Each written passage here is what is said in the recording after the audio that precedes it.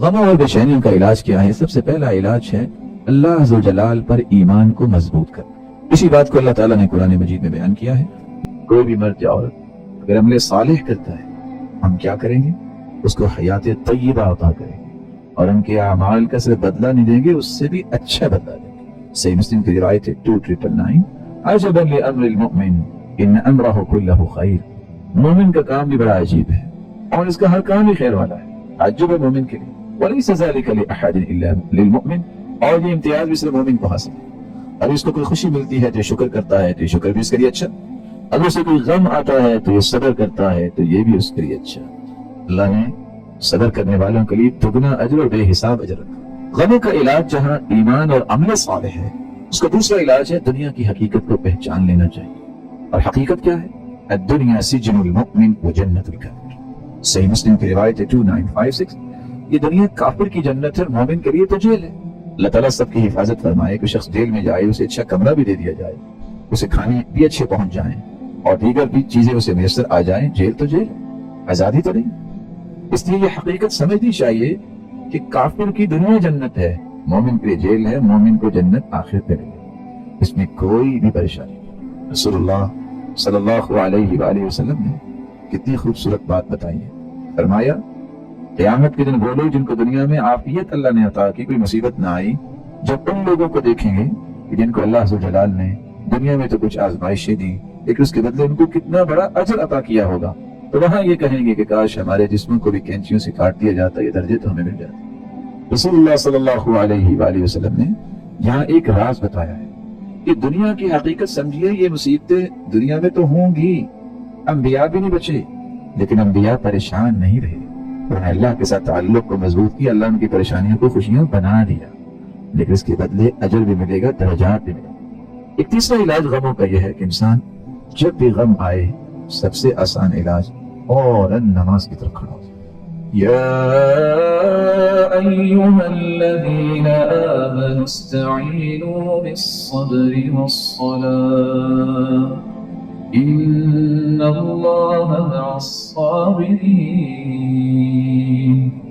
صبر اور نماز کے ساتھ اللہ کی مدد، یہی طریقہ تھا رسول اللہ صلی اللہ علیہ وسلم۔ صحیح الجامع کی روایت 4703، كان اذا حزبه امر صلى۔ آپ صلی اللہ علیہ وسلم کو جب بھی کوئی چیز پریشان کرتی تو فوراً نماز کی طرف کھڑے ہو جاتے۔ رضی اللہ ابن عباس کے جب بھائی فوت ہوئے تو سواری سے اتر کے انہوں نے فوراً نماز شروع کر دی۔ کیوں؟ کہنے والے نے کہا جلدی کرو، بھائی کی وفات ہوگی اور آپ نماز شروع کر بیٹھے۔ کہا اللہ کا حکم یہ ہے، صبر آئے گا تو وہاں پہنچوں گا اور وہاں کوئی تسلی کسی کو دے سکوں گا، اور صبر نماز کے ذریعہ تھا۔ ایک چوتھا علاج بھی شریعت نے بیان کیا ہے، توکل اللہ الجلال پہ کرنا۔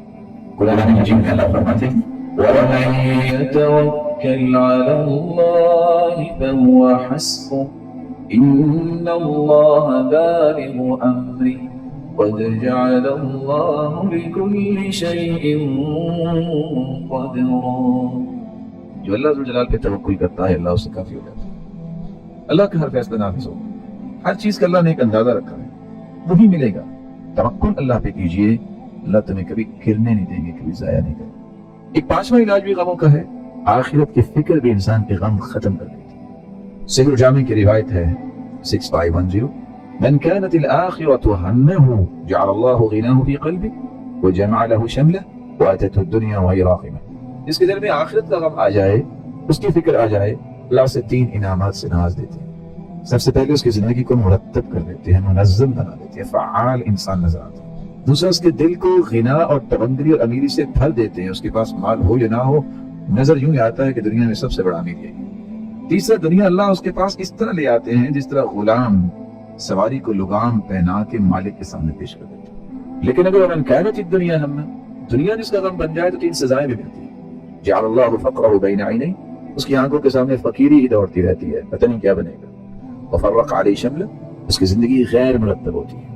ولم يأته من الدنيا إلا ما قدر له، اور ملتا وہی ہے جو اللہ نے اس کی قسمت میں لکھا۔ رسول اللہ صلی اللہ علیہ وآلہ وسلم نے اس لیے یہ بھی فرمایا من جعل الہموم ہما واحدا ہم المعاد کفاہ اللہ ہم دنیاہ، جو آخرت کا غم اپنے دل میں پیدا کر لیتا ہے اللہ زندگی کے سارے غم خود ختم کر دیتا ہے۔ ومن تشعبت به الہموم من احوال الدنیا، اور جو دنیا کے غموں میں اپنے آپ کو لگا لیتا ہے लम युबार अल्लाहु फी अय्यि अवदियतिही हलक, अल्लाह को ऐसे शख्स की कोई परवाह नहीं कि जहां भी वो किसी वादी में गिर के मर जाए, हलाक हो जाए, अल्लाह को उसकी कोई परवाह नहीं। गमों के एक छठा इलाज भी है, वो है अल्लाह का जिक्र। अल्लाह सुब्हानहू व तआला कुरान मजीद में फरमाते हैं, अला बिज़िक्रिल्लाहि तत्मइन्नुल क़ुलूब, दिलों को सुकून मिलता है तो अल्लाह के जिक्र से मिलता है। अल्लाहु अकबर, सुब्हानल्लाह, अल्हम्दुलिल्लाह, ला इलाहा इल्लल्लाह, वल्लाहु अकबर, वला हौला वला कुव्वता इल्ला बिल्लाह, हस्बी अल्लाह व निअमल वकील, निअमल मौला व निअमल नसीर, अस्तगफिरुल्लाह, या हय्यु या क़य्यूम बिरहमतिक अस्तगीस, अल्हम्दुलिल्लाह हम्दन कसीरन तय्यिबन मुबारकन फीह, अल्लाह अल्लाह रब्बी ला शरीका लह, ला इलाहा इल्ला अंत सुब्हानक इन्नी कुन्तु मिनज़ ज़ालिमीन। अल्लाह का जिक्र इंसान के गमों को दूर करता है। एक सातवां इलाज भी है, अंबिया और सालिहीन को अपने लिए नमूना बनाए और नबी करीम सल्लल्लाहु अलैहि वसल्लम पर कसरत से दुरूद पढ़े। अंबिया को कैसे नमूना बनाए?